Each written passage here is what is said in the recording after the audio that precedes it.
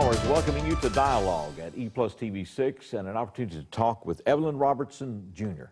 He is from Hardeman County, Tennessee, the Whiteville area. His book is called Education and the American Dream. It is focused on the Allen White High School and its history from 1905 to 1970, and it covers many, many things. It's good to see you. Good to see you, too. The title that you picked about the subtitle, Education and the American Dream, for what reason? Well, because I think that that's so important to be able to have something that you can work toward. Okay. Education is that door that opens up many opportunities. Okay. And I think that that's what people back in that era, they dreamed of having something that they could look forward to. And education was that particular opportunity. Education is accessible to us now in ways it's never been, but I don't think it's as appreciated in that sense. I agree with that totally. You know, sometimes when things are so accessible, available, it loses some of its import. Back during this particular era where there was segregation, there was not many opportunities for certain segments of the population, it was something that people, when they saw the value of, when they saw people excelling and doing well, that gave them an impetus to want to gain that kind of insight, gain that kind of opportunity. And that's what education did back in that era. Okay.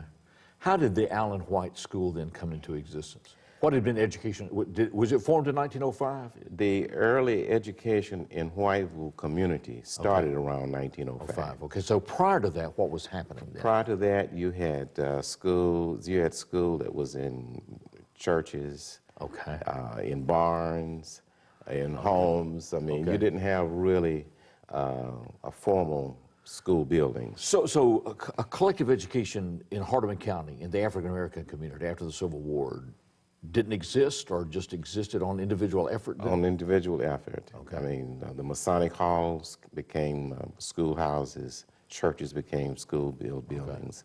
And then around 1905, a fellow by the name of Jesse Allen in Whiteville, who had gotten some formal educational training, and he came back home and decided that he wanted to actually start some formal education for blacks in their community. Okay. Where had he gone? He had he'd gone to school in Nashville. Okay. And that's where he... His family sent him there? Yeah, his family sent him there. Okay. And he came back home. So they had some resources? Yeah, they had some resources. Okay. His family was... had some property. Okay. They'd been farmers. Because you said your family has land that goes back to the 1880s, and you still live there. I still live there. Over 100 acres of land, which in that day and time would have been a significant. Yeah, it was quite a. What was happening then in Whiteville after the war that was making that possible for land acquisition and for families to put together 100-acre plus areas of land? You know, it's amazing, and I'm amazed at the number of African Americans who actually owned land.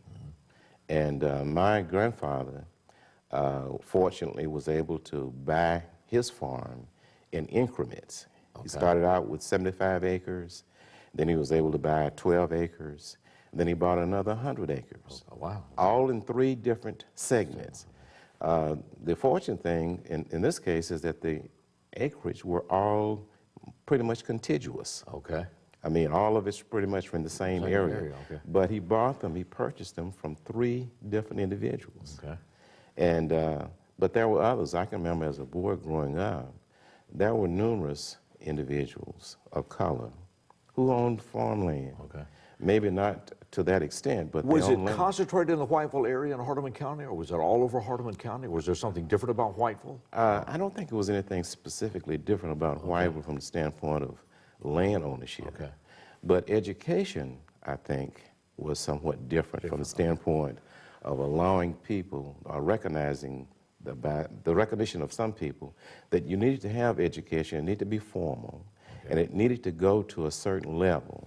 Okay. When my father grew up, he could only go to the 8th grade in Whiteville. Yeah, that was the way with my grandparents. Yeah, and my grandfather sent him to a little school in Memphis, Tennessee called Woodstock. Okay. It was out from Millington, really. Okay. It's called Woodstock in Lucy, Tennessee. Okay. He sent my aunt and an uncle to Nashville. They went to what is now Tennessee State University. It had a high school associated with the college. Okay. It was called Tennessee A&I at that time. It wasn't called Tennessee State. What time period would we be talking about? We're talking about the early 20s. Early 20s, okay. Early so 20s. when Mr. White then went to Nashville. No, it was Mr. Allen who first started it. Okay. Right. So he went to Nashville. Right. Okay, because I'd gotten off the story you were on there. So his parents had sent him up there. Right. So he comes back and says, yeah, we need something here. Yeah, exactly. Okay. Exactly. And he came back home, started school, started the educational process. And he was getting up in some age at the time. And of course, in the late 20s, he, the school recognized, or the community recognized, that it needed to develop a high school. It needed to go further than 8th grade. What Mr. Allen had done was perpetuated the K through 8. K through 8. Right. So he comes back. So does he start this, what became the school then? He did. In 1905. Right. Okay, so he comes back from Nashville. He starts this school. Right. How did he fund it, or well, how many students would it have had? Well, it could have had 150, 200 students. Okay. People, the families were pretty much doing the funding. Of course, education wasn't getting a lot of public support at that time. Right. Particularly not from the standpoint of African Americans. Okay. Right. Okay. It was in the late to early 30s when public support really became more evident. Okay. And even at that time, there was a lot of efforts being provided by individuals who were actually providing money through rallies, things of that nature. One of the things that my book talks about is how people put their pennies and nickels together in order to support that school. Okay. And of course, there was some support also throughout the South from Julius Rosenwald. He played a huge role in black education in the South. Was this part of the Rosenwald system? Particular, yes, it was. Okay, all right. In other words, in the 20s, mid to late 20s, that's when Julius Rosenwald's efforts became evident in Whiteville. And that was a building that was built there with Rosenwald Foundation funds. And it was through the efforts of Booker T. Washington collaborating with Julius Rosenwald. And not only was Hardeman County the beneficiary, but all over Tennessee and all over the South. I believe it was some 850-some schools in the South that benefited from his foundational funds. Wow. Okay. We're talking about education and the American dream. It's the story of the Allen White High School, as it became, in Whiteville, Tennessee, and the history of that community and that school from 1905 to 1970. Evelyn Robertson Sr. is with us. We've got several things out there because we introduced the Rosenwald things. There are a lot of things to tie together here to tell the story of the school and also give us some perspective on education. And as we look at it now, this will be 50 years, close to 50 years after that school ceases to exist as to where we are today. So we'll do all of that. Evelyn Robertson Jr. is our guest. This is Dialogue at EPlusTV 6.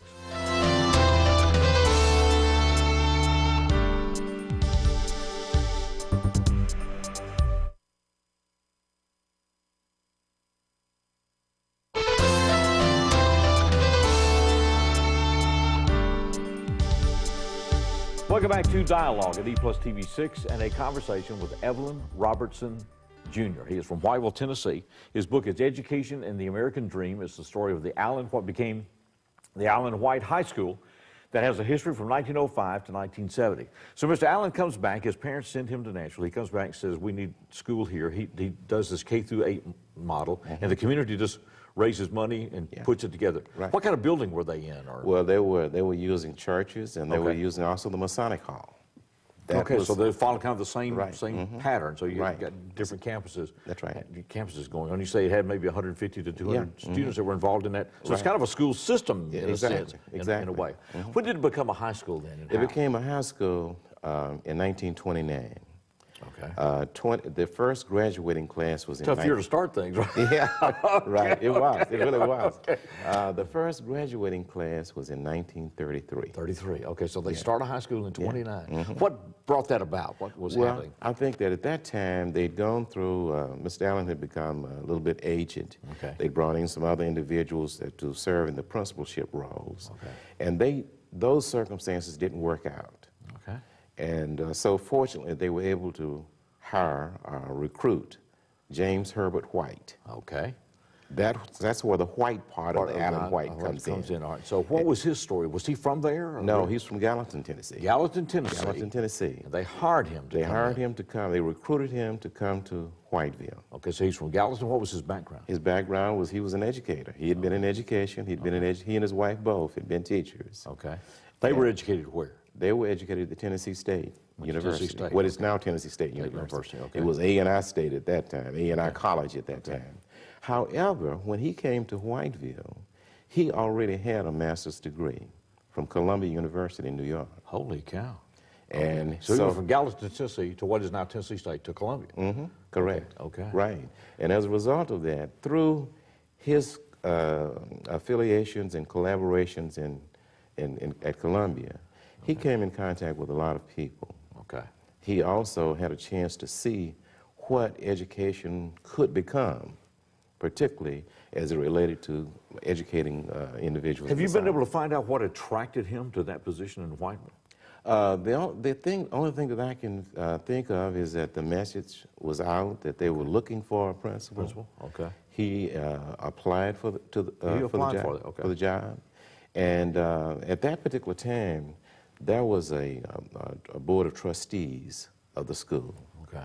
And my grandfather was one of the trustees. As a matter of fact, he was the treasurer. Okay. He was the treasurer of this particular organization. There was a physician that was a part of that particular trustee board. There was some other farmers who were part of it. They were the impetus that actually brought him there. Okay. So what was the effect of that then? What happened as a result? Well, of when he came in with what I would consider to be a plan. He had a plan. And the plan was to get this particular system up and rolling, starting with a building. Okay. And he was able to make the contacts with Booker T. Washington at Tuskegee. Booker T. Washington already had the collaboration with Julius Rosenwald. Julius Rosenwald was part of the Sears Roebuck organization. He was one of the founders of Sears. Sears. Became the CEO. Okay. And Yeah. he Jewish, right? He was a Jew, and he had a affinity for the plight that African Americans were experiencing. And he established this foundation, the Julius Rosenwald Foundation. And they built schools. They built schools all over the South. Well, they built the school at Bemis. For the black students there was a Rosenwald school. Right. Or are there many others in West Tennessee? Were there many others? Yeah, in West there Tennessee? was one at Trenton. I know that there was one at Trenton. Okay. And I think that there were some funds that was used for Rosenwald schools, maybe at Milan. Okay. I mean, there were numerous schools all over the area that had funds from Julius Rosenwald So Mr. Foundation. White then has these contacts, and so his vision. So the high school starts in 19. What year did he come there? He came there in 1928. 28. So 29 they launched this high school. They graduated in 1933. 33 was the first class. Okay. So They had 13 graduates in 1933. Okay. And the significant thing about that is that 10 of those individuals went to college. Okay.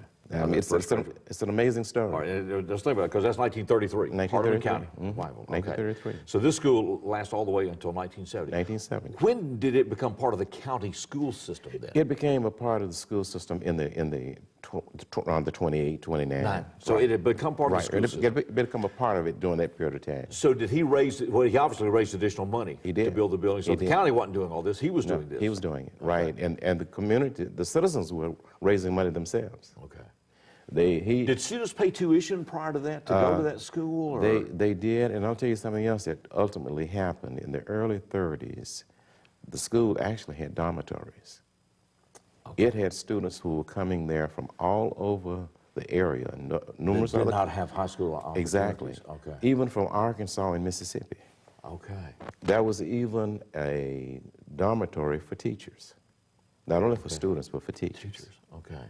And what he did was started the process of bringing in students from, not just from the Whiteville area, but from all over the county. Okay. Whiteville was it the only African-American high school in Hardeman County? Until 1960. Wow. Until 1960. So students boarded there then? Some boarded there, and then finally in the mid-30s, they started some buses. Were really a flatbed truck was really the first bus. I see some things that my father wrote on that they call school buses. Like I wouldn't put anything in there. Let me tell you something. I had an uncle who drove a flatbed truck. Okay. 60 miles round trip. Okay. From Grand Junction to Whiteville every day. So this Allen White, when did it become Allen White School? It became Allen White School around 29. Okay, so they named it after him pretty early. They okay. did. All right. So this becomes it's its own enterprise. Yeah, yeah. It started out as the Hardeman County Training School. That's what it was called first. Okay. And then after the significant efforts by J.H. White, okay, and with the history of Jesse Allen, okay, that's when they decided to name it Allen White. So it's its own enterprise going. Yeah. It's got students from Everywhere. anybody want to come. Exactly. Exactly. So what size school is this? Then? Well, say in the 40s or in the 40s, it was 500-600 students. Okay. Yeah. Yeah. All right, so you got over 100 from a graduating class of 13 to 33. Yeah. You got over 100 people per class in there. So it becomes its own. So how did it sustain itself then? Well, the Board of Education began to play a part in it. Okay. And actually, it had its own industrial arts department. Okay. The bricks that were actually used to build this Rosenwald building were actually made on site. On site, okay. They had gardens. They even had hogs. Okay. It was an enterprise, as you say, within itself. Okay. It was a significant endeavor. Is any of it still left as far as the building or anything? The building, the original building, the Rosenwald building, was burned by arson in 2011. Is that right? Okay. And there was an effort being underway at that time to restore it. Okay. And that effort is still existing. Okay. Even though it's in a very bad state due to the fire. Right. It was determined that it was arson. Okay. And I don't know, what would possess somebody with that history to want to do that. Yeah, okay. But somebody did. In May of 2011, it burned. All right. And it's in a very bad state now, but the steel engineers, the architects, and the construction people have told us it can be restored. Okay. And we have the plans already in place to do that. Well, I know there's effort underway at Bemis for that. That school's pretty much still intact. And so, right. Doe Creek School. We've got all these schools around that people have gone in with help of folks and restored and preserved that are unique parts of our history. Evelyn Robertson is with us. It's Education and the American Dream, the story of the Allen White High School and the history of that school from its beginning in 1905 up until it all ended in 1970. We'll pick that up as we continue. This is Dialogue at EPlusTV 6.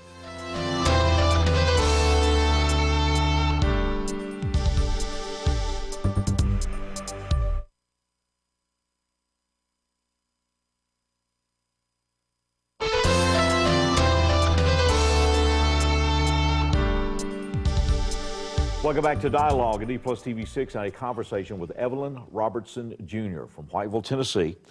Education and the American Dream is his book. It's the story of the Allen White, what became the Allen White High School that existed in Whiteville from 1905 to 1970, starting out as through an 8th grade school and then becoming a high school, graduating its first class of 13 in 1933, and then building to the point that it had hundreds of students, over 100 in each class, all the way up until 1970. Integration then, I guess, ends this, right? It did. 1970. In 1965, Hardeman County started something that was called freedom of choice. Okay. Remember that. You could technically go. You could go anywhere you wanted to go. What happened is that everybody was comfortable in their own little zone. Okay. And therefore, the freedom of choice concept did not work. As far as bringing about integration. Right, because the majority of students weren't going to come to the historically black school. Right. It was somewhat inferior from the standpoint of building and how it had been kept up and so forth, and just the nature of coming across the track, so to speak. Yeah. So it took court orders, desegregation orders, and it was the court order of 1970 that brought about total desegregation in Hardeman County. Did schools then consolidate, because there are two high schools in Hardeman County now, right? That's correct. Central High School at Bolivar and Middleton. That's correct. And there had been schools at Grand Junction and all these other places. There were 6 high schools prior to 1970. Okay. In 1970, we went from 6 to 2. 2, okay. And that's where it has remained. That's where it is since then. Currently, it's two high schools, Middleton and Bolivar. Bolivar, okay. And so that changed that. This ends this school as it does many things. I guess one thing I wonder now, you and I are close to the same age. You may be a little bit older. But has this integration thing worked, you think, in education? And I wonder now, because when we go through things, there's a real feeling sometimes, I know in talking to people that are African-Americans, say, my children need African-American role models. They need African-American teachers, coaches, and all this other stuff. Yeah. And we've chased each other's tail, so to speak, and gone round and round all these years. And I wonder, when I look at these schools that were supported and had the community, obviously an enterprise zone. Oh, yeah. That school was in Whiteville. Right. Then that goes away, I wonder. And I don't want to be nostalgic for the way it used to be, because the way it used to be was totally segregated, forced, abhorrent, and all this other stuff, and all of its assumptions. But we seem, I don't know, we still seem to be struggling with all of this. Well, I think we are. There were a lot of things that were very positive for those segregated schools. Okay.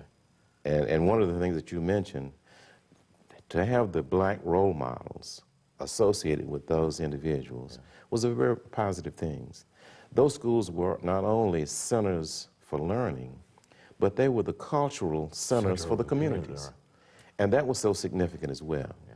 When desegregation came about, you lost that because the students went to the other schools. They went to the schools where the majority population was. So the communities that those black schools were, they almost disintegrated. They lost a lot of their prestige, their purpose, and what have you as a result of that. Well, you know, school consolidation, we've just gone through one in Madison County, school consolidation votes. And they came in the 40s here with Northside, a bunch of schools from Pope and all these others closed, and same thing with Southside in the 50s. You go through all this other stuff. And certainly it makes sense as far as efficiencies, curriculum diversity, and everything else. But you have to acknowledge that it ends communities in many ways. It does. It's disruptive of history. And I wonder now, like I said, we've gone through all of this, and I don't know what I guess what we hoped with integration is that it would bring all of us together. Yeah. I look at it 60 years plus later, and it's like we're still segregated in many ways, right? In our faith institutions and everything else. And it's almost like I hear a nostalgia now. At one time, community schools meant people that were Caucasian saying, we want to hang on to this, we don't want to integrate, I want to keep my community schools. Now when I hear community schools, it's the African-American community in many cases that's talking about, I want to retain my community school. Yeah. Here, there's some identity there that it's hard to give up that particular identity. Okay. And as a result of that, that's one of those particular barriers. Now, integration, it has accomplished a lot of things. I mean, I was a part of that process. I went from teaching in a segregated setting to an integrated setting, and it was a part of that. And I saw some advantages associated with that. But I also saw some things that black kids missed initially through that process. All right. Because, so what do we, what do we do now, I guess, is my, because I'm at a loss. It's like we've gone through this huge experiment with things.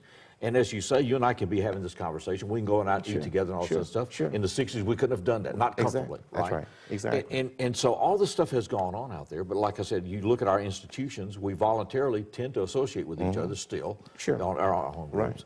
And we have our own fraternal and civic organization and everything else. And so I wonder what we're hoping to do now. I don't know. I think what we have to do is to look at those particular things that were working in both settings. Okay. And try to blend those things together to make for the kind of situation that we all desire, that we would hope for. Is the fact that the segregation is no longer forced, legally mandated, does that free us then to get back? Can you associate with your folks and I can associate with my folks if we used it in racial terms without it being you're less than or whatever? I mean, is that where we are? I don't know. I think that's a part of the issue. Okay. And for some reason, if you're separate, it seems like that there is something that has a tinge of inferiority associated with that.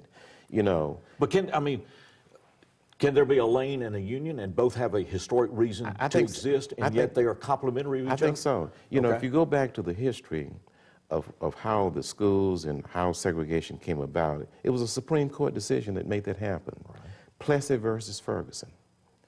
And it said, You can have these things, but they can be separate but equal. They can be equal, right. But see, that was never the case. Right. That was the problem. Yeah, it was separate but and unequal. It's separate but unequal. And it took Brown versus Board of Education to bring this about. Okay. Brown versus Board of Education was that concept where we could all come together and we could all be one, and everything would be just as it's ideally supposed to be. And that has been a huge experiment. Yeah. It has not actually found itself still at this particular so stage. we're still struggling with it, aren't we? Okay. We're still struggling with it. It's an interesting. It's a challenge. Daryl Coleman said one time, he was talking about his father was very much opposed. It was CMB pastor. His father was very much opposed to changing the CMB name from colored to Christian because he said, this is our history, this is what we are. But Daryl also said in the 50s there was this expectation that we were going to integrate. We'll just be a Christian church like all the others. Right. 6 years later, it's still a church of color. That's right. And so I guess we're still working this out. I thought we'd have it solved by now, Evelyn. Yeah, I know. When we got our age, I thought you and I would have this worked out. No question about it, but it's a challenge and it's an evolving process. And it's going to take some more time. Equality then becomes a commitment of the heart. It does. Right? It does. And then, I mean, you can't legislate the kinds of things so that the heart has to generate. Where's our heart as a society? And there's still distrust there. That's it. It's a fascinating story of Hardeman County education in West Tennessee. Evelyn Robertson Jr., Education and the American Dream, the story of the Allen White High School in Whiteville, Tennessee. What an enterprise. And there were many like it all through the South. And certainly it's great to have this slice of history. It's good to visit with you. Good to visit. Appreciate you. Appreciate it. Thank you very much.